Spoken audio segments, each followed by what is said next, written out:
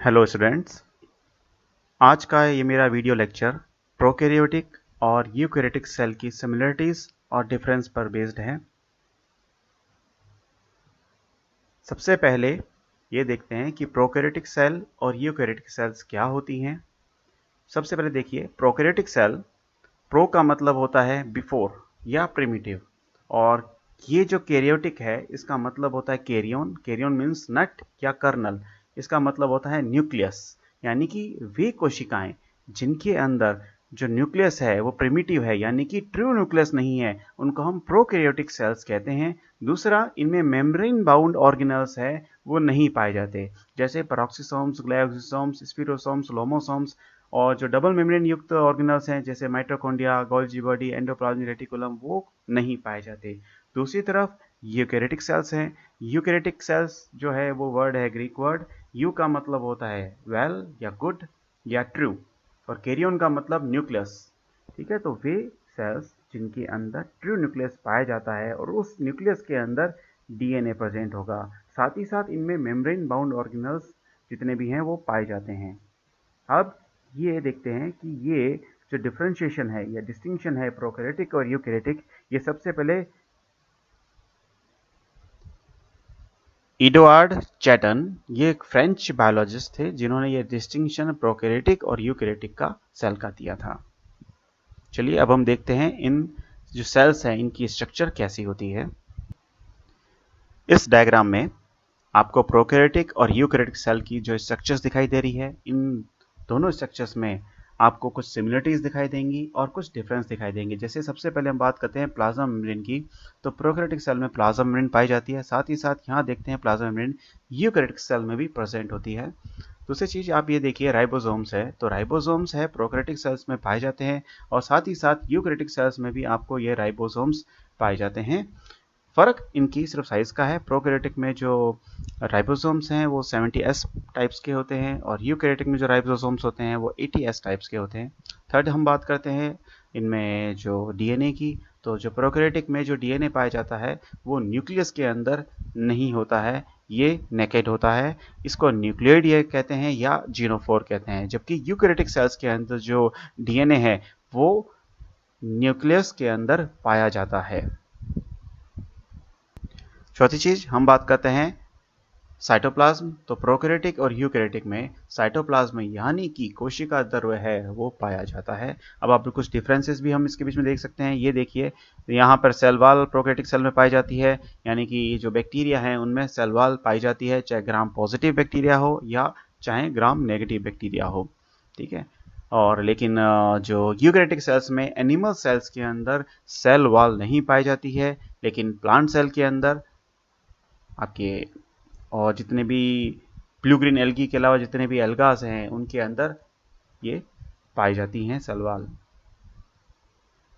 यहाँ इस स्लाइड में आप देख सकते हैं जो जो प्रोकैरियोटिक और यूकैरियोटिक सेल में जो सिमिलरिटीज है जो मैंने पहले बताई थी, ये पॉइंट वाइज लिखी हुई है।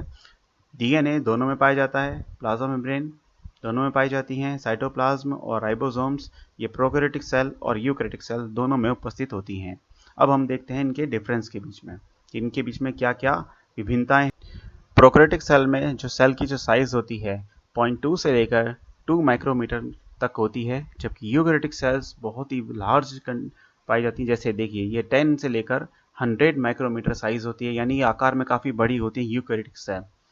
एग्जाम्पल मैंने जैसे पहले ही बता रखा था, बैक्टीरिया है, ब्लू ग्रीन एल्गी है, वो प्रोकैरियोटिक में आती हैं, और यूकैरियोटिक में plant, animal cells and fungi और एल्गीज आती हैं। ब्लू ग्रीन एल्गी के अलावा सारी एल्गीज यूकैरियोटिक सेल्स होती हैं। अब न्यूक्लियस की बात करते हैं, तो प्रोकैरियोटिक में न्यूक्लियस नहीं होता है और यूकैरियोटिक सेल्स में न्यूक्लियस पाया जाता है। Membrane bound organelle prokaryotic cell में नहीं होते हैं, जबकि यूकैरियोटिक सेल में जो मेम्ब्रेन बाउंड ऑर्गेनल पाए जाते हैं सारे के सारे, चाहे गोल्जी बॉडी हो, एंडोप्लाज्मिक रेटिकुलम हो, माइटोकॉन्ड्रिया, क्लोरोप्लास्ट, लाइसोसोम्स, ग्लाइकोसिसोम्स, स्पिरोसोम्स, लोमोसोम्स, ये सारे प्रेजेंट होते हैं यूकैरियोटिक सेल में। फ्लैजिला की बात करते हैं तो ये सिंपल होता है यहाँ पे, क्योंकि जो बैक्टीरिया यानी कि प्रोकैरियोटिक सेल की जो फ्लैजिला होती है वो सिंपल प्रोटीन जो होते हैं उनसे बनती है, यानी कि इनका जो फॉर्मेशन है सिंपलेस्ट होता है, जबकि यूकैरियोटिक सेल में फ्लैजिला कॉम्प्लेक्स फॉर्मेशन होती है क्योंकि ये मल्टीपल माइक्रोट्यूब्यूल्स से मिलकर बनी होती है। प्रोकैरियोटिक सेल की सेल वॉल की बात करें तो प्रेजेंट होता है इनमें, और ये कॉम्प्लेक्स होती हैं। इनमें जो फॉर्मेशन है प्रोकैरियोटिक सेल में वो म्यूकोपेप्टाइड या पेप्टाइडोग्लाइकेन से मिलकर बनी होती है, जबकि यूकैरियोटिक सेल में सिर्फ प्लांट सेल और फंजाई सेल हैं, उनके अंदर ही, और साथ साथ में एल्गीज हैं, उनके अंदर सेल वॉल पाई जाती है। प्लाज्मा मेम्ब्रेन की बात करते हैं तो प्लाज्मा मेम्ब्रेन जो स्टेरॉइड है प्रोकैरियोटिक सेल में नहीं पाया जाता और यूकैरियोटिक सेल में स्टेरॉइड पाया जाता है। प्रोकैरियोटिक सेल के साइटोप्लाज्म में किसी भी प्रकार का साइटोस्केलेटन नहीं पाया जाता, साथ ही साथ जो कोशिका द्रव्य जो गतियां होती हैं वो भी नहीं पाई जाती हैं। जब यूकैरियोटिक सेल में साइटोस्केलेटन पाया जाता है और जो कोशिका द्रव्य गतियां हैं वो पाई जाती हैं। राइबोसोम्स जैसा कि पहले डिस्कस किया था स्मॉलर होते हैं, 70s प्रकार के होते हैं, और यूकैरियोटिक सेल में राइबोसोम्स बड़े होते हैं, ETS पाई टाइप्स के होते हैं। सेल डिवीज़न प्रोकैरियोटिक सेल में बाइनरी फ्यूजन है, और यूकैरियोटिक सेल में माइटोसिस प्रकार का सेल डिवीज़न पाया जाता है। सेक्सुअल रिप्रोडक्शन की बात करते हैं तो प्रोकैरियोटिक सेल में किसी भी प्रकार का मियोसिस नहीं पाया जाता, गैमेट फॉर्मेशन नहीं होता है, सिर्फ इनमें जो डीएनए का ट्रांसफर जो होता है वो कॉन्जुगेशन फॉर्म में होता है, लेकिन यूकैरियोटिक सेल्स के अंदर मियोसिस प्रेजेंट होता है। एक और इम्पॉर्टेंट चीज़, जितने भी ये बैक्टीरिया, जितने प्रोकैरियोटिक सेल्स हैं, ये फ्री लिविंग रहते हैं, हमेशा ये फ्री रहते हैं, इसलिए इनका जो साइज़ है वो स्मॉलर होता है।